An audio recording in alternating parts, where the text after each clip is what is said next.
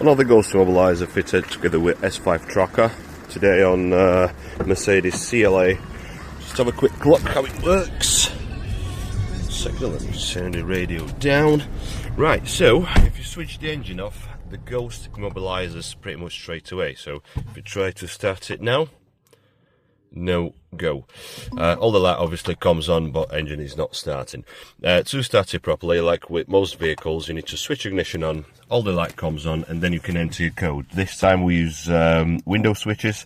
So we enter our code. On this one, indication is high beam light in this corner. After seeing 2 flashes, foot on brake and start. Engine starts, no faults, no issues. All nice and easy. As I mentioned before, this one comes with S5 tracker. For this customer, S5 tracker allows you to locate the vehicle through mobile app 24/7.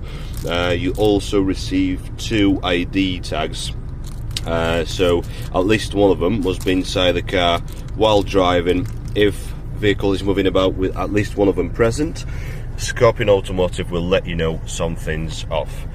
Ghost Immobiliser also comes with owner's manual for every user and 2 stickers that you can put on your window.